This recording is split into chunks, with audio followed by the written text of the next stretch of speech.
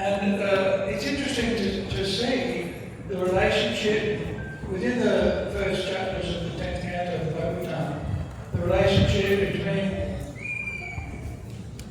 the cowherd men, the brahmanas, and the kshatriyas. Of course, Kamsa is the king, and the cowherd men go to Mathura to offer their taxes, basically, to the king, which is appropriate behaviour for the business, for the business community, right? But when there's danger, who did the residents of Vrindavan go to? They went to the brahmanas. Is that the answer you're going to give? Now, what are the qualifications? What are the qualifications of the brahmanas? In the 18th chapter of the Bhagavad Gita, Krishna explains the qualities of the brahmanas. Samo, tamas, tapa, socham, etc. Right? Sense control, mind control, being equal to everyone. Right? Samo means equal to everyone. Being learned, jnanam, vijnanam, ashtikyam. Having knowledge, but not just having academic knowledge, having knowledge of how to apply knowledge so that it actually means something and produces results for the citizens. So that the brahmanas are respected because of their learning, but not just theoretical learning, knowing how to apply that learning to help solve, the basic problems of life, problems of existence. So I was just thinking, hearing, we got a very rapid journey through the Bhagavad Gita, and of course it reminded me of my journey through the Bhagavad Gita for many years, actually. And it helped me or reminded me of the practical application of the Bhagavad Gita is the means by which we can solve most of our problems. Of course, the Bhagavad Gita teaches us that problems in the material world will always be there, right? What's the verse? Janma, Mrityu, Jara, Vyadhi. You've heard of these things? Birth, Mrityu, what's that? Death, Jara, old age, and disease. Right? Dukkha dosha anudarshanam. The vision of the sages is that these are the problems that exist within the material world, and they'll never go away. Until we leave the material world, there are going to be problems consistently. But what the Bhagavad Gita teaches us is to be stable and steady within that environment of unsteadiness. Right? So the lessons that we learn from the Bhagavad Gita are actually immensely applicable for us. So to see the devotees reciting little bits of the Bhagavad Gita and hearing that you've been studying the Bhagavad Gita, it inspires me to see the dedication and the attention, because one has to pay attention to this philosophy in order to understand it. And the Bhagavad Gita is a condensation. It's a what's it called? A summary, very much.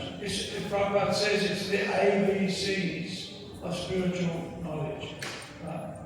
And that's knowledge that's very attractive, and people are enthused and inspired to associate with people who have that kind of knowledge. I remember when I went to one of my friend's places at the age of about 19, and he was a devotee. But I used to see him around town, and I don't know if have you ever had an experience where you meet somebody, you don't know them, but your relationship is spontaneous?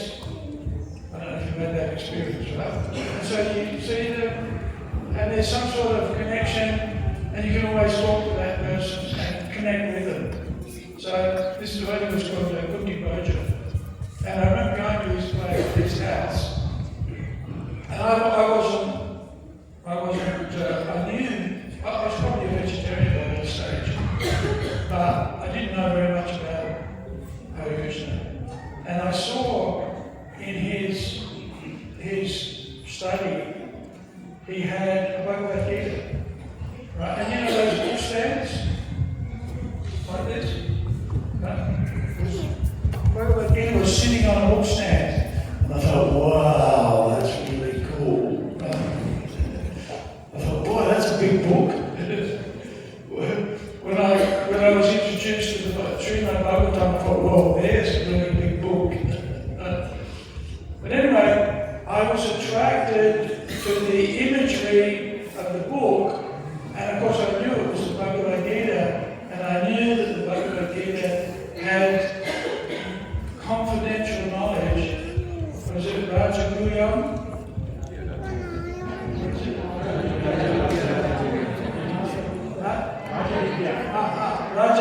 Rajaguyam. Yes. Purified. This is why people are attracted to books and the knowledge and the learning that's in the Vedas, effectively. So, it was Srila Prabhupada's desire that we systematically study these books, because the teachings and the learning of the Bhagavad Gita, especially Srimad Bhagavatam, etc., can help us practically solve the problems that we experience in everyday life.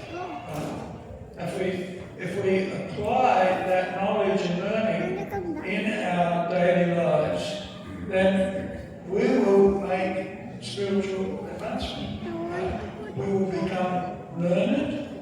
We will also develop the qualities of bhakti. These are very attractive. You can't just purchase them. You have to apply the practices as recommended by the Bhagavad Gita. And when we do, then we experience the results.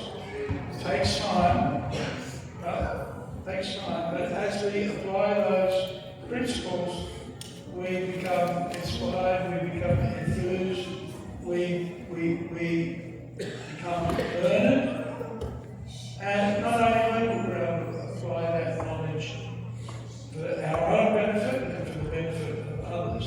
So this is why Srila Prabhupada translated so many books and encouraged his disciples to study them systematically. So I appreciate your attention at this study of Bhagavad Gita. As Krishna says in the Bhagavad Gita, there is no loss or diminution on the path of bhakti. So wherever we get to, we stay at that point and we keep progressing. You never lose the spiritual benefit that you get from the performance of devotional service. As Mataji mentioned, your bank balance won't stay with you, right? But the learning that we get from the Bhagavad Gita will stay with you eternally. There's eternal benefit in that pursuit.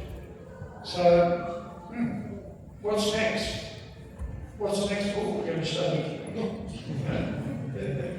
Well, the interesting thing about the Bhagavad Gita is, I've lost count at how many times I've read the Bhagavad Gita. Well, I've never really been counting them, but it's speak quite a lot of times. Right? And the interesting thing about transcendental knowledge is that it's always fresh. Right? It's always fresh. If you come across, the age from Tuesday last week, are you going to read the age from Tuesday last week? No. You usually grab up the scraps, throw out the rubbish. Right? But the Bhagavad Gita is such a potent literature that we can always go back to it and read it and read it. Sometimes I read the Bhagavad Gita and I think, I can't remember reading that before. Does this all change? Of course it doesn't. But it's a source of great inspiration. And thank you. Hare Krishna.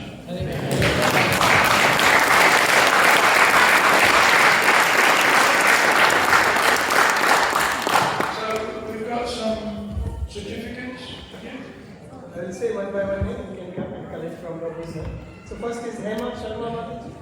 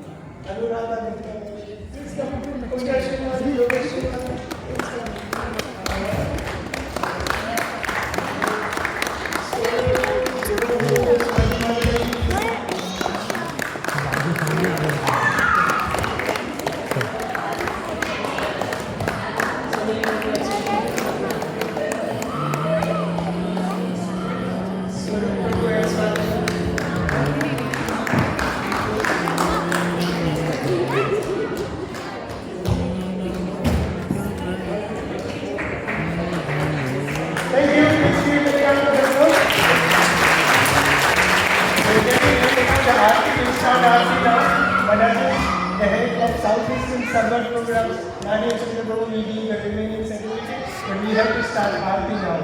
So, puja is ready.